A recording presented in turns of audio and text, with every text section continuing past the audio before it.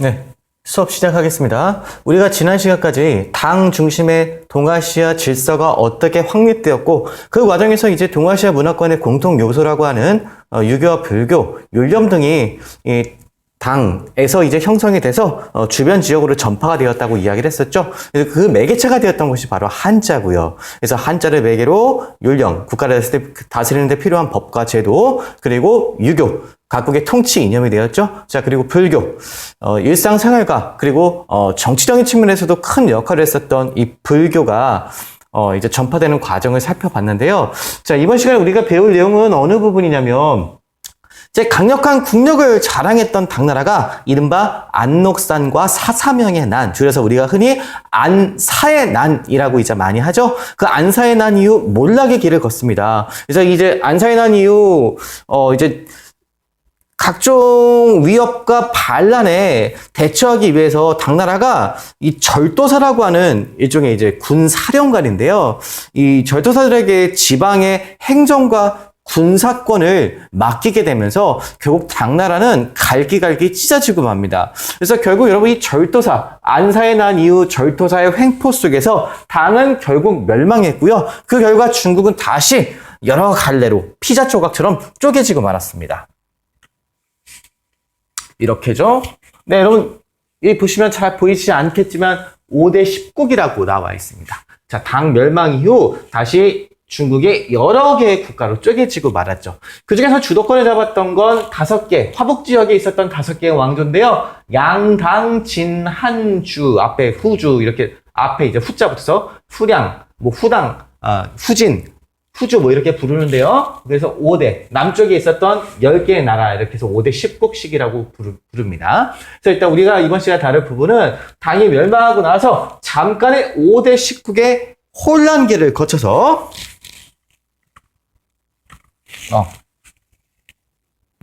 네, 다시금 중국 대륙을 통일했던 송나라가 등장을 하지만, 자, 송은 여러분 우리 기억나시죠? 중국 역사상 가장 경제적으로 풍요로웠던 시기이기도 하지만 이 문치주의의 영향으로 군사력이 가장 약해졌던 시기이기도 하고요. 그러다 보니까 서하나 요나 뒤에 등장하는 금 등에 의해서 군사적인 압박을 받기도 했었다. 그래서 이제 송과 요, 그리고 그 다음 금, 이 서로 뒤치락 엎치락 기존의 당 중심의 일원적인 외교 질서를 구축하던 시대와는 다르게 다원적인 국제 질서를 형성했던 시기에 대한 이야기를 일단 다룰 거고요. 그러다가 여러분 다시 이 아시아 전체가 단 한 민족의 지배하에 놓이게 되는 시점이 다가오게 되죠. 바로 우리가 잘 알고 있는 바로 이 무서운 사람들, 몽골입니다. 그래서 이 초원지대에 있었던 몽골 세력이 급성장해서 다시 중국 대륙뿐만 아니라 중앙아시아, 심지어 동유럽까지 장악했던 이야기까지 일단은 이번 시간에 이야기를 한번 해보도록 하고요. 또한 중국은 요 부분이고요. 쉽게 얘기하자면 당 몰락 이후 5대 10국, 그 다음에 송, 거란, 금, 여진, 그리고 몽골, 나중에 이제 명나라 시기까지 나올 거고요. 그리고 여러분 주변의 여러 나라들, 고려와 그리고 일본의 무사정권인 막부의 형성까지를 우리가 한번 이번 시간에 다루도록 할게요. 자, 그러면 일단 여러분 요 지도는 좀 잘 체크를 해주셔야 되는데요. 이 지도는 이름 굉장히 중요하죠. 특히 이 요와 금의 영토 변천에 대해서는 여러분 좀 잘 파악을 해주셔야 될 거예요. 자, 그러면 차근차근 한번 들어가 보도록 하죠. 중국부터 한번 이야기를 해보도록 하겠습니다.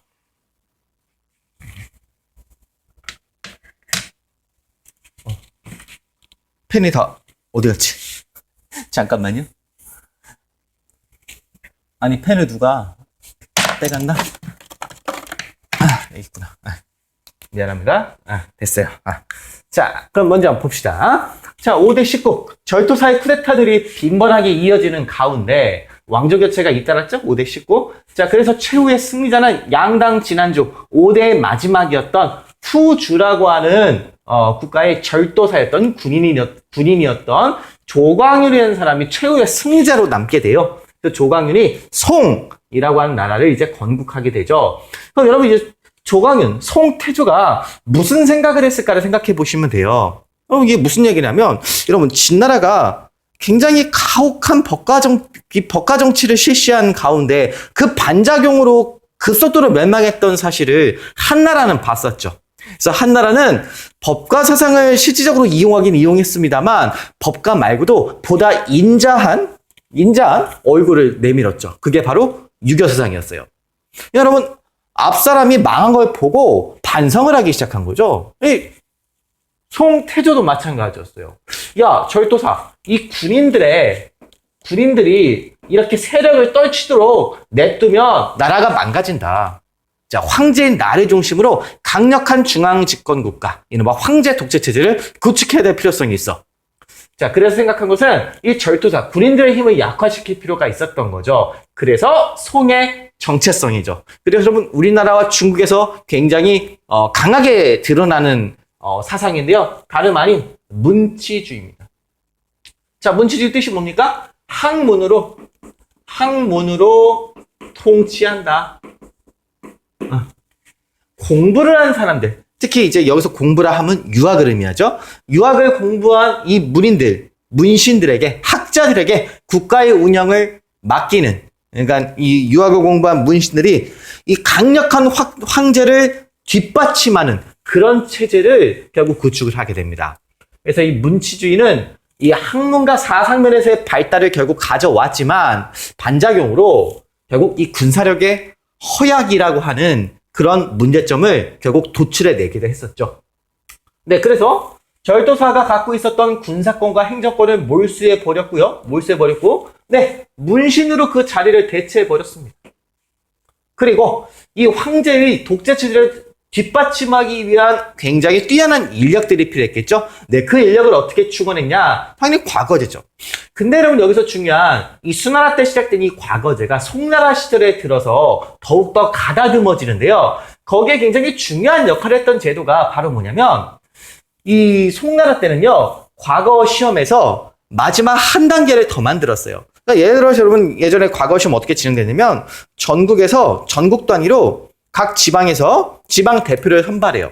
그 다음에 2차 시험을 봐서 최종 합격자를 가리거든요.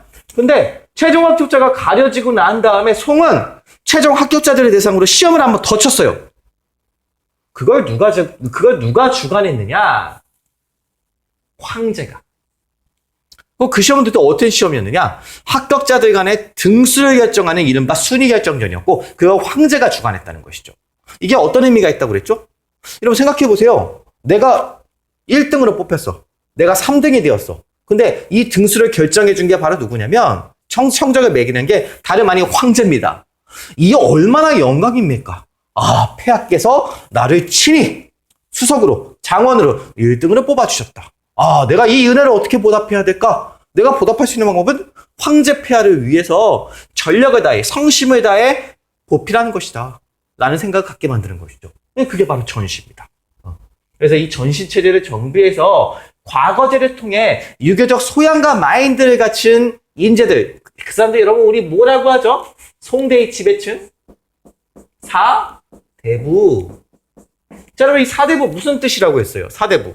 사자는 여러분 선비사자예요. 학자란 뜻이에요. 자, 대부는 고위 관료를 의미합니다. 자, 그럼 사대부는 무슨 뜻이야? 학자이자 관료. 학자 출신의 관료. 이게 무슨 말이냐면 대학 교수들이 장관이며 총리며 하면서 국가를 운영하는 겁니다. 지금으로 따지면. 공부를 한 사람들에게 국가 운영을 맡기는 거예요.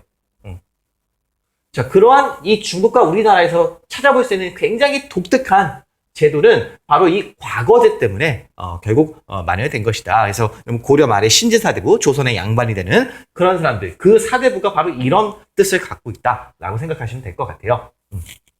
자, 하지만 이러한 사대부들로 뒷받침했던 황제 독재체제, 이른바 문치주의라고 하는 것은 군사력의 약화라고 하는 부작용을 갖고 왔고요. 그 결과 강력한 군사력을 갖고 있었던 유목민족, 가장 먼저 거란이 세운 요 힙합 전사들 요, 그 다음에 자 티벳계의 탕구투족이 세운 서화, 그리고 우리에게 익숙한 역시 여진이 세운 금나라의 침입을 계속해서 받게 되고요. 영토를 조금씩 뺏깁니다. 요 나라 때는 연운 16주라고 하는 화북 지역의 일부를 빼앗겨 버렸고요. 사실 여러분 송이 뺏긴 건 아니고요. 송 이전에 5대 19 시기에 그 혼란을 틈타서 요나라가 연운 16주라고 하는 영토를 갖고 갔거든요. 그거 되찾기 위한 싸움이 벌어졌던 거고, 여진은 무려 송나라의 영토를 거의 반 가까이 뺏어버리죠. 알고 계시겠지만 침입이 이어지면서 특히 금해 침입 때는 여기 송나라가 화북지역 영토를 상실하죠. 화북지역 영토를 상실하고, 네, 남쪽 이만이라고 하는 곳으로 천도를 해요. 원래는 카이펑이었죠. 카이펑, 개봉. 여러분, 이 카이펑 이름은 좀 기억해 두시면 좋을 것 같아요. 카이펑, 이만. 그래서 여러분, 송나라의 역사를 둘로 쪼개면 북송, 이 금의 침입을 받아서 화북지역을 빼앗기기 이전까지를요, 그 북송이라고 하고, 이후 화북지역을 빼앗기고 이만을 수도로 삼아서 내려간 시점부터를 뭐라고 하냐면 남송이라고 합니다. 그래서 여러분, 그렇게 금나라에게 화북지역을 빼앗겼던 그 사건을 정강의 변이라고 하죠. 뭐 참혹한 변을 당했다 했을 때 그 변자입니다.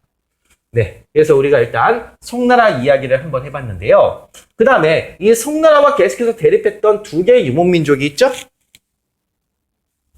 네, 첫 번째로 거란이 세운 요나라가 되겠습니다. 요. 자, 요의 태조 이름 좀 기억해 두시면 좋을 것 같아요. 야율 아보기. 성이 야율씨입니다. 야율씨. 야율 아보기가 흩어져 있던 여러 거란의 부족을 통합을 했고요. 그래서 그 당시 여러분 만주 지역과 연해주 지역의 강자였던 발해를 926년에 멸망시키고, 그래서 여러분 요 한국사랑 연결이 되는 측면은 뭐죠? 발해를 멸망시켰기 때문에 이때 고려의 태조 왕건이 요나라가 사신을 보내서 우리 서로 좀 친하게 지냅시다. 왜냐하면 요나라는 자신과 인접해 있던 고려와 가까이 지낼 필요가 있었거든요. 왜? 송과 대립 중이었기 때문에. 그런데 여러분, 이러한 요의 호의적인 접근에 대해서 태조는 어떻게 대응했어요? 사신은 기양 보내고 선물로 들어왔던 낙타 50마리는 만부교라고 하는 다리 밑에 매어서 굶어 죽게 만들었죠. 불쌍한 낙타. 무슨 죄가 있어? 자, 그러면서 그 이유를 내세운 게 뭐냐면, 우리의 동족인 발해를 맹약을 어기고 약속을 어기고 멸망시켰다. 심히 무도한 예의범절이 없는 의리가 없는 나라이기 때문에 우리는 가까이 할 수 없다 라면서 그랬죠. 그거. 그래서 이제 발해 왕자 대광현이 이제 유민들을 이끌고 내려왔죠. 그래서 이제 태조 왕건이 받아들여주고 왕계 승계할 때 자꾸 왜 한국사 얘기하지? 왕계라고 하는 이름을 내려주고 발해 왕실의 제사를 계속해서 받들도록 했었죠. 자, 그래서 멸망시키고, 그리고 이 중국이 5대 19개 혼란이었던 틈을 틈타서 화북지역의 일부 영토 연운 16주를 차지해버려요. 이게 여러분 송나라가 거란과 피 터지게 싸운 이유입니다. 연운 16주가 어디냐면 여기에요. 여기 여러분, 여기 보여요? 여기가 여러분 카이펑이죠? 카이펑? 왜 안 지워져? 왜? 당황했어. 야! 이거 NG다. 야, 이거 유승매. 얘들아, 망했다. 이게 안 지워지는 거야. 야, 씨. 몰라. 일단, 나중에 내가 열심히 지울 거고, 자, 일단 그냥 봅시다. 보드마카가 검은색밖에 없어서 빨간색이 보이길래 그냥 썼는데요. 유성 매직이라고 큰 글씨로 써있네? 나는 해태 눈깔인가? 이걸 못 읽었네요. 개망했다. 네, 아무튼 지금 우리 지금 딴 얘기할 시간 없는데. 자, 여러분 여기 보여요? 여기 빨간색. 이게 빨간색 보여요? 여기? 여기가 연운 16주예요. 원래 중국 화북 지역에 속하는 영토인데요. 요거 이제 네, 갑작스러운 사고로 중단된 점 죄송합니다. 게다가 핸드폰이 갑자기 꺼졌어요. 구형 스마트폰이라. 네, 아무튼 죄송합니다. 네, 다시 이어갈게요. 지우느라 힘들었어요. 이거 얼룩진 거 보이죠? 방법이 없어서 지우려면 쓴 거에다 보드마카를 덧칠해서 그 위에다가 그 다음에 지워야 된답니다. 미친듯이 더 씌워서 미친듯이 지웠어요. 어깨가 빠질 것 같습니다. 아무튼 다시 들어갈게요. 자, 연운 16주를 놓고 우리 송과 이제 전쟁을 벌였죠. 연운 16주 우리가 봤었죠. 네, 그리고 우리 또 한국사와 요는 굉장히 깊은 관련이 있는 게 금보다도 깊은 관련이 있죠. 고려시대 때 대외 관계에서 우리가 굉장히 중요한 부분 중에 하나가 요와 고려 간에 세 차례 걸친 전면전이죠. 네, 고려와 전제. 이거는 여러분 다음 시간에 고려 부분 보면서 한번 이야기를 하도록 하고요. 자, 그래서 연을 16조를 놓고 송과 피 터지게 싸우다가 이 송은 군사적으로 계속 이제 밀렸지만 막강한 경제력으로 이제 지탱을 하고 있었는데요. 결국 오랜 전쟁 끝에 양국이 협상을 합니다. 그래서 일단 송이 물자를 통해서 평화를 샀어요. 돈으로 평화를 샀어. 쇼미 더 머니를 통해서 쇼미 더 머니 시가 가능했던 이 송나라였기 때문에 그랬던 건데요. 아무리 돈을 요에 많이 갖다 바친다 한들 전쟁을 치르는 것보다 훨씬 더 싸게 먹혔다고 합니다. 네, 그래서 그 좀 기억을 좀 해주시죠. 요와 송 간에 화해하기로 한 약속, 그게 바로 뭐냐면 전연의 맹약입니다. 역시 발음을 또 조심해야겠죠. 전연의 맹약을 맺고 결국 양국은 형제 관계를 맺는데요. 송 입장에서 이제 굴욕이었죠. 아무튼 굴욕이었죠. 그래서 이 세패라고 하는 게 바로 그겁니다. 세패. 송나라가 유목민족들에게 이제 바쳤던 물자들을 의미하는 건데요. 물론 송이 형이고 요가 아우여서 송이 체면 차례를 하긴 했습니다만 아무튼 시댁을 가져간 건 요 나라였죠. 네, 그래서 전연의 맹약 이후에는 동북아시아 이제 평화가 찾아왔었던, 특히나 요 고려가 요 나라의 침략을 모두 물리치고 나서는 한때 꽤 조용했었습니다. 하지만 그렇게 그 평화가 오래 지속되지는 못했어요. 왜냐면 자, 원래는 요 나라의 영향력 아래에 있었던 여진이라고 하는 부족이 아쿠타라고 하는 이 위대한 지도자의 리딩 아래, 지도 아래 부족을 통합하고 마침내 요 나라를 공격하기 시작했던 거죠. 근데 여러분 여기서 송이 하나의 커다란 외교적 실책을 합니다. 요가 얄미웠던 나머지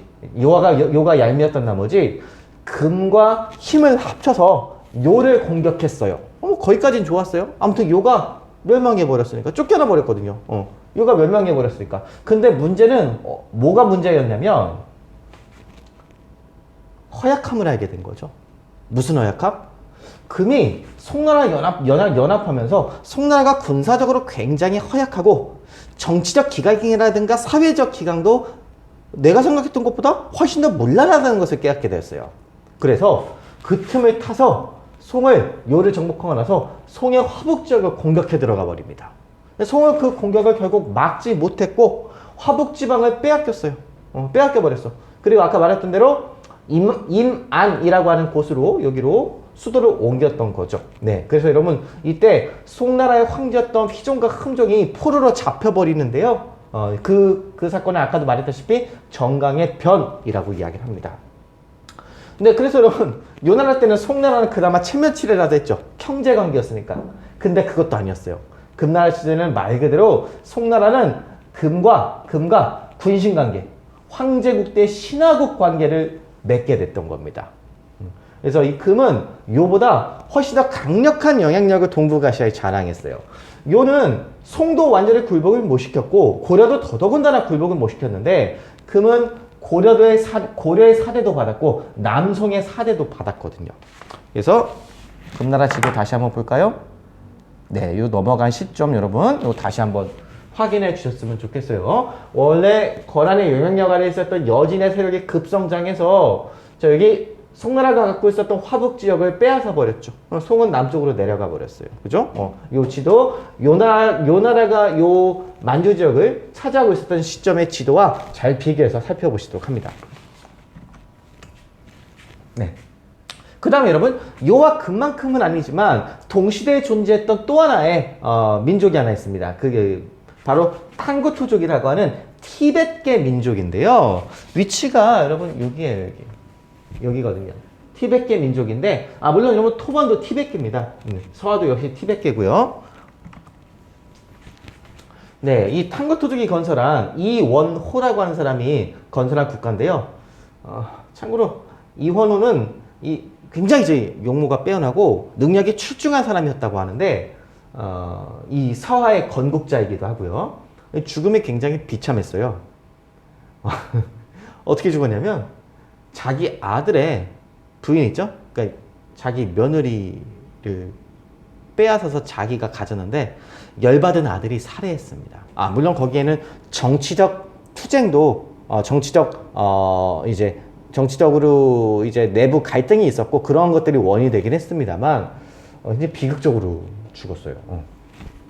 그래서 서한은 피단길을 장악을 하고 중국에서 이제 유럽으로 이어지는 중앙아시아를 거쳐 유럽으로 이어지는 그 길목에 있었거든요. 동서무역을 주도했고 이제 요가 그리고 금이 계속해서 송을 뜯어내는 걸 보고 송을 상대로 이제 삥을 뜯는 걸 보고 똑같이 따라해요. 송을 공격했습니다. 그러니까 송이 야 내가 요한테 좀 밀린다고 금한테 좀 밀린다고 이제 서화까지 나를 깔봐? 안 되겠다. 라며 서화를 공격했거든요. 근데 번번이 못 이겼어요.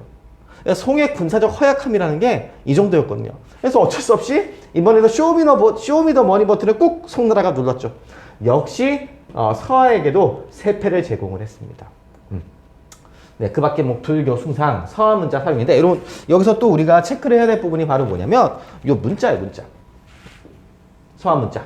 근데 여러분 서하 문자뿐만 아니라 여기 보시면 요나 금도 자기들 고유의 한자 말고 고유의 문자를 거란 문자, 여진 문자를 제작해서 사용을 했어요. 왜? 독자적 전통을 유지하기 위해서.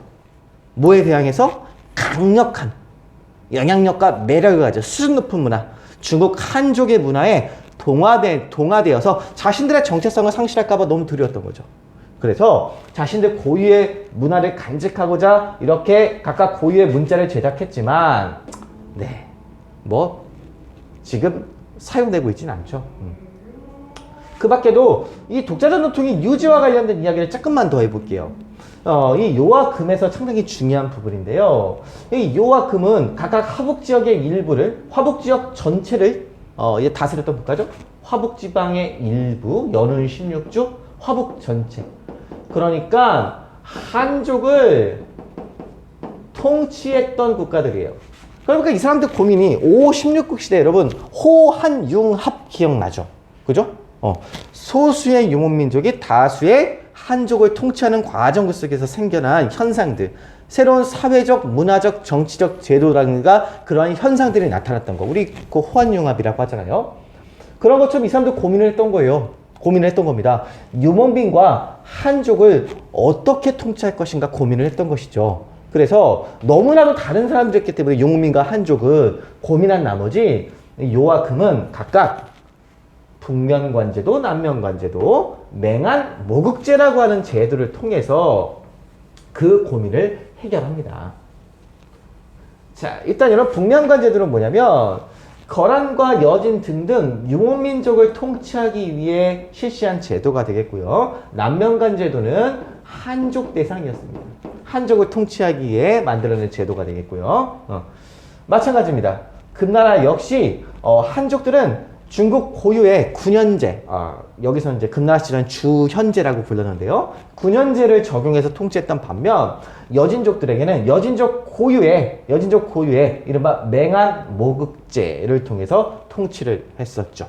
그래서 맹한 모국제는 여러분 뒤이어서 나오는 여기 여러분 몽골이죠. 몽골의 천호백호제와 상당히 비슷합니다. 여러분 유목민족의 특징이 하나 있다고 그랬죠. 그게 바로 뭐냐면 군사조직과 행정조직이 일치한다라는 특징. 여러분 군사령관이 자기 지역의 행정도 담당하면서 그 지역에 살고 있는 남성들을 병사로 끌고 나가서 전쟁터에서는 사령관으로 활약을 해요. 한 사람이 군사권과 행정권을 모두 갖는 방식. 군사권과 행정권의 일치라고 하는 특징이 유목민족에게서 많이 나타났는데요. 흉노도 그러했고, 요도 그러했고, 금도 그러했고, 몽골도 그러했어요. 나중에 청도 그랬고요. 여러분 그게 이름만 다른 거예요. 요는 북면관제도, 금은 맹한 모국제, 몽골은 천호제, 백호제, 그냥 줄여서 천호제라고 합니다. 청나라의 팔기제도, 이런 것들, 여러분 이런 것들은 꼭 기억을 좀 해 두셨으면 좋겠습니다. 좋습니다. 네, 그래서 일단 이 부분 송과 대립했었던 요 금 서하에 대한 이야기를 해봤고요. 자, 그래서 여러분 이렇게 국력이 나름 비슷비슷한 나라들끼리 올망졸망 싸우는 이른바 다원적 국제 질서가 이어지다가 네, 이 다원적 질서가 곧 끝장이 나게 되죠. 바로 몽골에 의해서입니다. 몽골에 의해서. 잠깐만요. 화면 좀 돌려봅시다. 네, 혼자 찍으니까 여러분 좀 이게 좀 어려움이 있어요.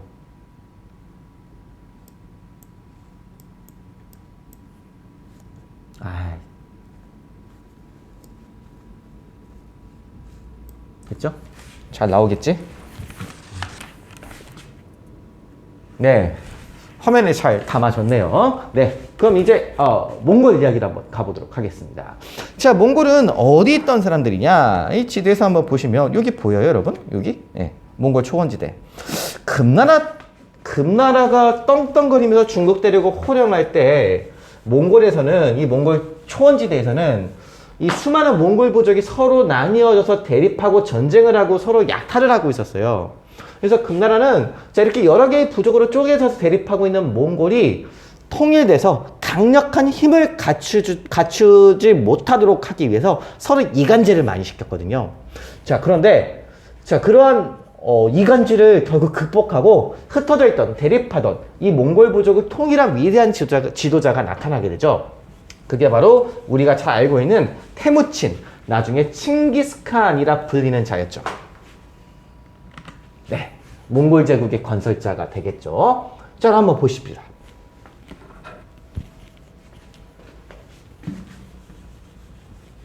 네, 여기부터요. 여기부터. 자, 일단 몽골 제국의 건국 중요한 인물이죠. 여러분 기억 좀 해둡시다. 테무친, 칭기스칸의 이름이고요. 칭기스칸은 위대한 칸은 지도자니까 위대한 지도자라는 뜻이고요. 본명은 테무친. 우리식으로 발음하면 철목진입니다. 테무친의 아버지였던 예스게이라고 한 사람이 자기의 이제 숙적이었던 사람을 포로로 잡은 날 그 포로의 이름을 따서 자기 아들 이름을 지었다고 해요. 테무친입니다. 테무친이 서로 내부 갈등으로 그리고 내부 끊임없이 여러 부족으로 나뉘어져서 대립하던 몽골 부족을 통합하고 그리고 여러분 이 쿠레타이 기억해 두시면 좋아요. 몽골의 강력한 파워를 가진 이른바 유력자들이 몽골의 중대사를 결정하는 그런 회의였거든요. 이 쿠데타를 통해서 칭기스칸 위대한 지도자로 추대가 됩니다. 그래서 여러분 테무친이 몽골 부족을 강력하게 이제 규합한 데는 그 기반이 됐던 제도가 하나 있어요. 그게 바로 좀 전에 얘기했던 천호제죠. 천호백호제라고 하는데 그냥 줄여서 천호제라고 하시면 돼요. 그래서 천호제를 기반으로 해서 모든 이 몽골인들을 95개의 천호로 나뉘었다고 해요. 편성을 했다고 해요. 그래서 95개의 천호니까 이 95개의 천호를 관할하는 각각의 리더들이 있었어요. 천호장이라고 하거든요. 각각의 천호를 이제 총괄하는 그런 대장들이요. 95명의 천호장들로 하여금 95개의 이제 천호들을 이제 통솔하게 한 거죠. 이제 천호제를 기반으로 영토를 본격적으로 확장하기 시작해서 결론적으로 남으로는 인도 유역까지, 인더스강까지, 자 서쪽으로는 무려 동유럽까지, 러시아 박살내고 폴란드 지역까지 갔어요. 그래서 서유럽까지 침공하려고 하다가 네 결국 이 몽골의 이때 칸이 죽으면서 결국 몽골군들이 다시 몽골로 되돌아가게 되죠. 그래서 여러분 여기 몽골의 영토 확장 과정 약간 난이도 있는 문제에 나올 때 물어볼 수 있을까봐 제가 정리를 좀 해봤는데요. 일대 칸이었던 테무친 때는 호라즘이라고 하는 중앙아시아 지역에 있었던 국가 있거든요. 호라즘 여기 보이시죠 여러분? 호라즘 이건 제가 그냥 표시를 한 거고요. 호라즘을 먼저 쳐 없앱니다. 정복했어요. 그리고 금나라도 침략을 하기 시작합니다. 서하도. 금하고 서하를 공략하는 과정 속에서 서하를 공략하다가 칭기스칸이 말에서 낙마하고요. 낙마해서 병을 얻어서 죽어요. 그래서 그 뒤를 이어서 테무친의 셋째 아들이었던 오거타이, 원래 발음은 우구데이가 맞는 발음인데요. 수능특강 교재 보면 우구데이라고 하는 표현도 있을 거예요. 몽골식으로 진짜 발음하면 우구데이라고 읽어야 하는데요. 그냥 우리나라에서는 너무나 많이 오고타이라고 발음했기 때문에 그냥 오고타이를 병행해서 쓰고 있는, 병기에서 사용하고 있는 겁니다. 그래서 이 오고타이 때, 우구데이 때 금을 정복했고 금나라 마침내 사라졌고요. 고려를 침략하기 시작한 시점도 있답니다. 이건 중요하지 않아요, 여러분. 그렇다면 우리 고려를 마침내 완벽하게 고려 항복을 받아낸 시점은 바로 요 쿠빌라이 때죠. 들어보셨죠? 쿠빌라이 5대 칸. 자, 쿠빌라이 때 굉장히 중요한데요. 여러분 오고타이는 사실 몰라도 돼요. 원나라 칸은 2명만 기억하시면 돼요. 몽골의 칸은 테무친하고 바로 저 쿠빌라이, 저 정도만 기억하시면 됩니다. 자, 쿠빌라이 때 남아있던 남송을 정복했고, 그리고 고려와 토벌의 항복도 받아냈죠. 네. 그래서 중국뿐만 아니라 동아시아 그리고 유럽에 이르기까지 엄청난 규모의 제국을 건설하게 됩니다. 보이시죠? 네. 그래서 여러분 여기 보시면 한국이라고 있는데요. 한국은 칸을 한자식으로 표현하면 한이에요. 한. 그래서 칸의 나라는 뜻이에요. 우리나라 대한민국하고는 전혀 관계가 없습니다. 전혀 관계가 없어요. 네. 네, 그래서 다시 쿠빌라이 이야기를 조금 더 자세하게 한번 해보자고 하자면, 자, 지금 여러분 이 칭기스칸 때부터 시작된 이 정복전쟁을 우리가 방금 지도에서 봤던 대로 어마어마한 영역을 몽골인들이 차지하게 되었어요. 근데 여러분 이렇게 넓은 영역을 하나의 단일한 지도자가 이 넓은 영역을 이 당시 때 행정력으로 오랫동안 유지하기란 사실상 불가능했죠. 특히나 이 여러 아들들이 부모의 땅을 나누어서 갖는 몽골인들의 전통적인 이제 유산 배분 방식, 세습 방식에 따라서 결국 이 몽골인들이 건설한 이 거대한 정복지는 결국 떨어져 나가게 됩니다. 분열되게 되죠. 그래서 이 4개의 한국과 여기 몽골 초원과 중국 지역을 포함한 원, 이렇게 4개 한국과 원 제국으로 결국 분리가 돼요. 자, 그리고 여러분 이 원이라고 하는 나라의 이름을 처음 사용하기 시작했던 것이 바로 쿠빌라이입니다. 쿠빌라이. 예, 한번 보시죠. 네, 쿠빌라이의 즉위. 네, 쿠빌라이는 일단 어떤 인물이냐면 이렇게 기억해 주시면 돼요. 기존의 몽골 제국, 유목국가죠? 유목제국이죠? 이 유목제국의 성격을 탈피해서 기존 중국의 역대 왕조의 모습을 갖추도록 탈바꿈하기 위해 노력한 그런 군주라고 생각하시면 될 것 같아요. 기존의 진, 한, 당, 송 이런 중국의 역대 왕조를 계승한 측면도 분명히 있거든요. 자, 그 증거들이 뭐냐? 일단 수도를 초원지대에 있었던 카라코룸에서 대도, 베이징, 지금 베이징입니다. 베이징으로 옮겨요. 그리고 나라 이름 역시 원이라고 바꿉니다. 몽골도 같이 썼어요. 근데 상관없어요.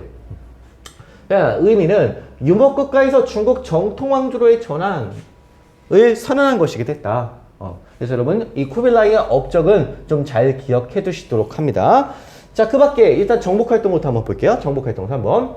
각국의 민족의식을 강하게 강화시킨 그런 몽골인들의 정복활동이기도 한데요. 일단 아까도 말했다시피 여러분 요거 좀 기억해 두시죠. 쿠빌라이 때 고려와 토벌을 완전히 복속시켰고요. 남송 이때 망합니다.